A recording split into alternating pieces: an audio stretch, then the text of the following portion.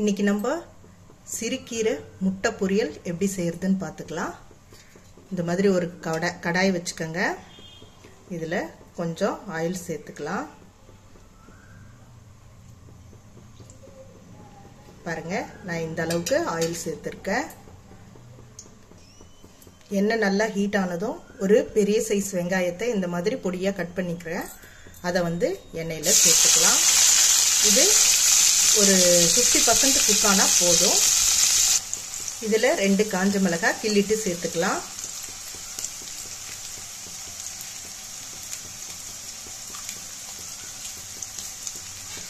காரத்துக்கு நம்ம இந்த 2 மிளகாய் தாங்க.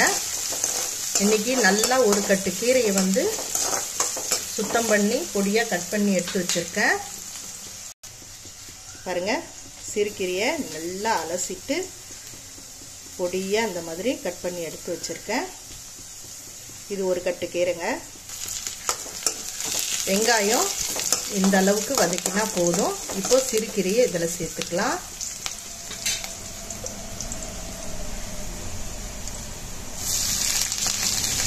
இதில் தண்ணி எதுவும் சேர்க்கக்கூடாது, அப்படியே வதக்குங்க.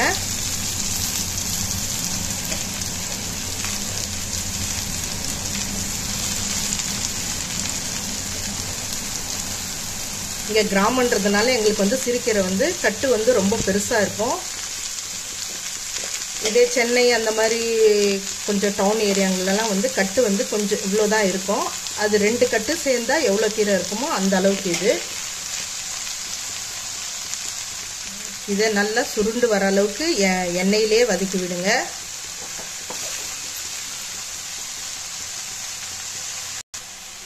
நல்லா ஹை ஃப்ளேம்லேயே வச்சு வதக்கிக்கிட்டே இருங்க. இந்த மாதிரி ஹை ஃப்ளேமில் ஒரு 2 நிமிஷம் வதங்கினதுக்கப்புறம் கீரை நல்லா சுருண்டு வந்துடும். இப்போது மீடியமுக்கும் கொஞ்சம் குறைவான ஃப்ளேமில் கீரையை அப்படியே வேக விடுங்க. தட்டு போட்டு மூட வேணாம். இதில் கொஞ்சமாக மஞ்சத்தூள் சேர்த்துக்கலாம். இப்போ இதையும் சேர்த்துட்டு நல்லா வதக்கி விட்டுக்கலாம். 5 நிமிஷத்துக்கு நம்ம இது மாதிரி அப்படியே வதக்கி விட்டுக்கிட்டே இருக்கலாம். கீரை 3/4 பதம் வெந்ததுக்கப்புறம் நம்ம முட்டையை சேர்த்துக்கலாம். கீரை பாருங்க 3/4 பதத்துக்கு வெந்து வந்துடுச்சு. இப்படி அழுத்தி பார்த்தீங்கன்னா கொஞ்சம் நல்லா பாருங்க, இப்படி அழுத்திட்டிங்கன்னா நல்லா இப்படி அமுந்துக்கும். இப்போது இந்த ஸ்டேஜில் தான் நம்ம உப்பு சேர்க்கணும். உப்பு திட்டமாக பார்த்துட்டு சேர்த்துக்கங்க.